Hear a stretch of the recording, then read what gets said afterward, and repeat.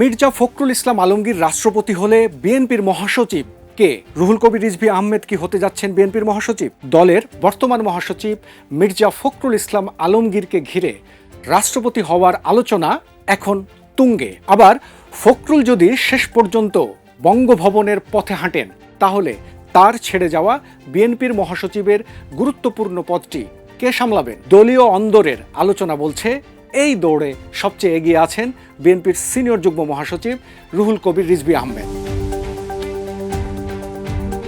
কেন রিজভীর নামই বারবার সামনে আসছে? দলের কঠিন সময়ে তার সক্রিয় ভূমিকা কতটা গুরুত্বপূর্ণ ছিল? তৃণমূলের সঙ্গেই তার যোগাযোগ বা কতটা শক্তিশালী ছিল? আর মির্জা ফখরুলের জায়গায় রিজভী এলে বিএনপির সাংগঠনিক কাঠামোয় কি ধরনের পরিবর্তন আসতে পারে? নাকি শেষ মুহূর্তে সামনে আসবে অন্য কোনো নাম? সব মিলিয়ে মির্জা ফখরুলের সম্ভাব্য রাষ্ট্রপতি হওয়ার আলোচনা শুধু বঙ্গভবনেই পরিবর্তনের ইঙ্গিত দিচ্ছে না, বদলে যেতে পারে বিএনপির নেতৃত্বের গুরুত্বপূর্ণ সমীকরণও। এসব বিষয়ের আদ্যোপান্ত জানাবো আমি কায়সার রহমানী। রাষ্ট্রপতি কিংবা দলের মহাসচিব, বিএনপির পক্ষ থেকে এখনও আনুষ্ঠানিক ঘোষণা আসেনি, তবে রাজনৈতিক অঙ্গনে এ নিয়ে আলোচনা জোরালো।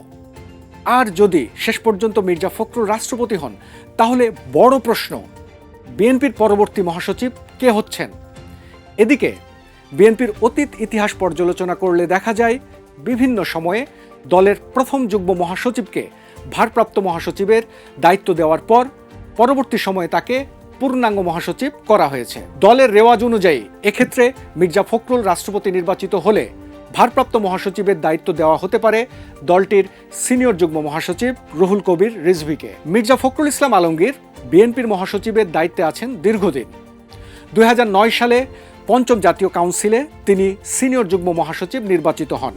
2011 সালে তৎকালীন মহাসচিব খন্দকার দেলোয়ার হোসেনের মৃত্যুর পর ভারপ্রাপ্ত মহাসচিবের দায়িত্ব পান তিনি। এরপর 2016 সালের ষষ্ঠ জাতীয় কাউন্সিলে নির্বাচিত হন বিএনপির মহাসচিব। এখন রাষ্ট্রপতি পদে মির্জা ফখরুলের নাম আলোচনায় আসার পর স্বাভাবিকভাবেই সামনে এসেছে তার উত্তরসূরির প্রশ্ন। দলীয় সূত্র ও রাজনৈতিক মহলের আলোচনায় এগিয়ে আছেন রুহুল কবির রিজভী আহমেদ। এর পেছনে কয়েকটি কারণও রয়েছে। প্রথমত, তিনি দীর্ঘদিন ধরে বিএনপির কেন্দ্রীয় সাংগঠনিক কর্মকাণ্ডের সঙ্গে সরাসরি যুক্ত।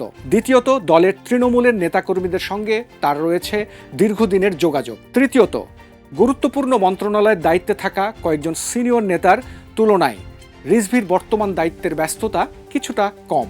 ফলে দলীয় সাংগঠনিক কাজে তিনি বেশি সময় দিতে পারবেন, এমন ধারণা রয়েছে বিভিন্ন পর্যায়ে। রিজভীর রাজনৈতিক পথচলাও দীর্ঘ।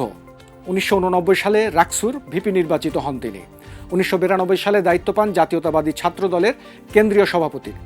এরপর বিএনপির রাজনীতিতে তার অবস্থান আরও শক্ত হয়। 2016 সালের কাউন্সিলে তিনি দলের সিনিয়র যুগ্ম মহাসচিব নির্বাচিত হন।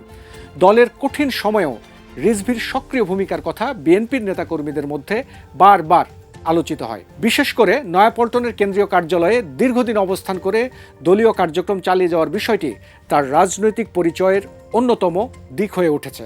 দলের নেতাকর্মীদের দাবি, সংকটের সময় মাঠে থাকা এবং তৃণমূলের সঙ্গে যোগাযোগ রাখার কারণে রিজভীর প্রতি তাদের আস্থা বেশি।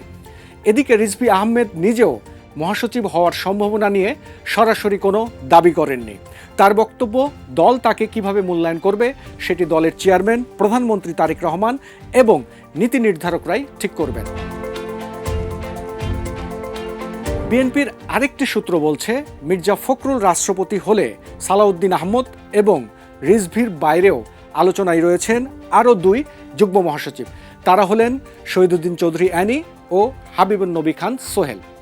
এর মধ্যে শহীদুদ্দিন চৌধুরী অ্যানি বিএনপির যুগ্ম মহাসচিবের পাশাপাশি বর্তমান সরকারের পানি সম্পদ মন্ত্রীর দায়িত্ব পালন করছেন। হাবিবুন নবী খান সোহেলও মহাসচিব হওয়ার সম্ভাবনা রয়েছে বলে জানান একাধিক নেতা। রাজনীতিতে শেষ কথা বলে সিদ্ধান্ত।